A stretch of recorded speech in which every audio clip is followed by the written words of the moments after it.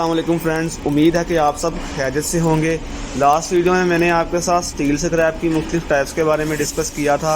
आज की वीडियो में मैं आपके साथ इंडक्शन फर्नेस के बारे में तफसील से बात करूंगा, जिसमें इंडक्शन फर्नेस की असम्बली, इसका वर्किंग प्रिंसिपल, इसके मुख्तलिफ पार्ट्स और सबसे इम्पोर्टेंट लाइनिंग शामिल है।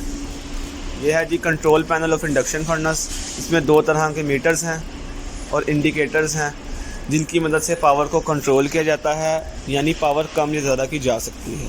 रेड पुश बटन पावर के इमरजेंसी स्टॉप के लिए होता है। अब मैं आपको दिखाता हूँ main panel of induction furnace. Main panel of induction furnace में मुख्तलिफ तरह के मीटर्स और इंडिकेटर्स शामिल हैं, जिसमें वोल्ट मीटर, एम मीटर और कंडक्टिविटी मीटर्स वगैरह शामिल हैं। सामने आप पैनल पर देख सकते हैं कि इंडक्शन फर्नेस की जो मौजूदा पावर है वो ऑलमोस्ट 4000 किलोवाट ओवर है। इसके साथ है जी frequency meter. Frequency meter show कर रहा है जी इंडक्शन फर्नेस की फ्रीक्वेंसी, जो कि ऑलमोस्ट 450 से 550 हर्ट्ज़ के दरमियान है। ये वोल्ट मीटर है जो कि 3500 वोल्ट पर चल रही है इंडक्शन फर्नेस। ये है जी एम मीटर, जो कि करंट की रिमाइश करता है। इंडक्शन फर्नेस ऑपरेट करने के लिए आमतौर पर 1350 से 1450 एम्पीयर करंट चाहिए होता है। ये है कंडक्टिविटी मीटर, जो पानी की कंडक्टिविटी को शो करता है। ये है जी अर्थ लीकेज डिटेक्टर। इसके नीचे कुछ इंडिकेटर्स हैं और कुछ बटन्स हैं, जो कि इंडक्शन फर्नेस की मौजूदा हालत के बारे में या मौजूदा स्टेटस के बारे में हमें बताते हैं। अब मैं आपको दिखाता हूँ इंडक्शन फर्नेस का bottom view.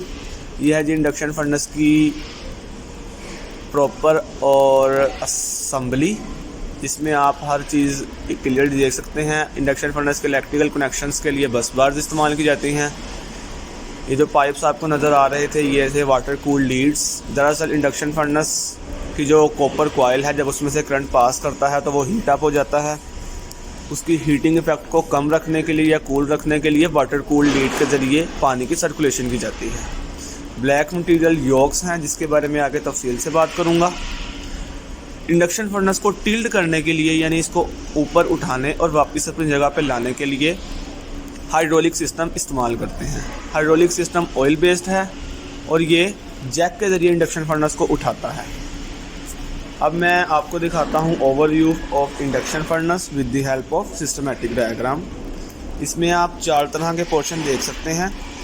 Blue portion is indicating molten metal movement. इसके इर्द गिर्द लाइनिंग है। लाइनिंग इंडक्शन फर्नेस का बहुत ही इम्पोर्टेंट पार्ट है और ये प्रोटेक्टिव लेयर होती है, जो कि स्टील स्ट्रक्चर के हाई टेम्परेचर होने से बचाती है। और ये मोल्टन मेटल और कॉपर कॉइल के डिस्कनेक्शन का भी काम करती है। रेड रंग के जो पाइप्स हैं, ये कॉपर कॉइल को इंडिकेट कर रहे हैं। कॉपर कॉइल में से हैवी ऑल्टरनेटिंग करंट जब पास करता है तो ये मैग्नेटिक फ्लक्स पैदा करता है, जो कि कॉइल के अंदर और बाहर दोनों तरफ में फैलता है।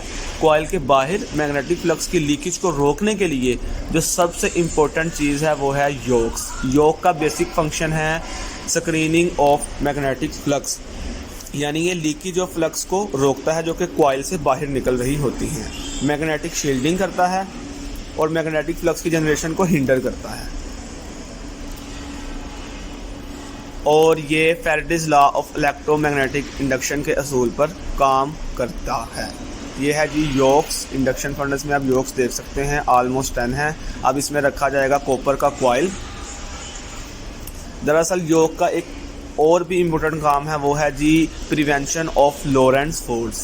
लॉरेंट्ज़ फोर्स असल में combination of electric and magnetic field होती है, जो कि कॉइल के लिए डेंजरस हो सकती है और योक इससे प्रिवेंट करती है। अब मैं दिखाता हूँ इंडक्शन फर्नेस का टॉप व्यू।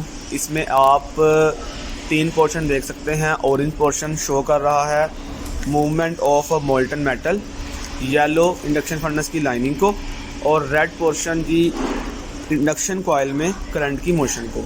जब कॉइल में से पावरफुल ऑल्टरनेटिंग करंट गुजरता है तो ये फौरी तौर पर रिवर्स मैग्नेटिक फील्ड पैदा करता है, जो कि चार्ज मेटल में पेनिट्रेट करती है। चार्ज मेटल स्टील स्क्रैप को कह रहा हूँ मैं। ये magnetic field induction electromagnetic induction के ज़रिए चार्ज मटेरियल में एडी करंट इंड्यूस करती है। ये एडी करंट जब चार्ज मटेरियल में फ़्लो करते हैं तो ये एक्सेसिव हीट पैदा करते हैं, जिसको जोल हीटिंग इफेक्ट भी कहते हैं, जिससे मेल्ट पिघल जाता है। ये कॉइल और इसके इर्द गिर्द आप योक्स देख सकते हैं। कॉइल और योक के ऊपर कुछ कंक्रीट के ब्लॉक्स रखे जाते हैं और इनके ऊपर कॉइल कोटिंग कर दी जाती है जो कि क्लियरली विजिबल है। अब जी इसकी लाइनिंग का प्रोसेस स्टार्ट करेंगे। लाइनिंग प्रोसेस स्टार्ट करने से पहले मैं आपको बताता चलूँ कि इंडक्शन फर्नेस की लाइनिंग 3 तरह की होती है, एसिडिक, बेसिक और neutral. Acidic lining silica lining होती है, बेसिक लाइनिंग मैग्नीशिया और न्यूट्रल लाइनिंग एल्यूमिना। इन तीनों लाइनिंग्स में से जो सबसे ज़्यादा इकोनॉमिकल है वो है एसिडिक लाइनिंग। और एसिडिक लाइनिंग का जो सबसे बड़ा फ़ायदा है वो ये है कि ये थर्मल शॉक रेजिस्टेंस होती है with compare to both alumina and magnesia, और इसकी थर्मल लॉसेस भी कम है और ये चीपर है एल्यूमिनिया और मैग्नीशिया से 5 गुना। और इसमें सबसे इम्पोर्टेंट बात है जी बाइंडिंग एजेंट। बाइंडिंग एजेंट ऐसा एजेंट है जो कि पाउडर फॉर्म में एसिडिक लाइनिंग को आपस में जोड़ के रखता है। ये होता है जी बोरिक एसिड। इंडस्ट्रीज़ में सिलिका यानी एसिडिक लाइनिंग में बोरिक एसिड शामिल करके लाइनिंग की जाती है ताकि इसकी कंपैक्शन ईजी हो। इंडक्शन फर्नेस की जो लाइनिंग है वो पाउडर फॉर्म में हमें रिसीव होती है और इसमें कुछ ग्रैन्यूल्स होते हैं जो कि सिलिका के बने होते हैं जिनको क्वार्ट्ज भी कहते हैं। क्वार्ट्ज मुख्तलिफ साइज रेंजेस में अवेलेबल होते हैं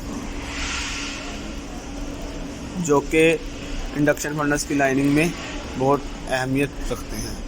अब जी इंडक्शन फर्नेस की लाइनिंग स्टार्ट करते हैं। ये है जी फॉर्मर ड्रम।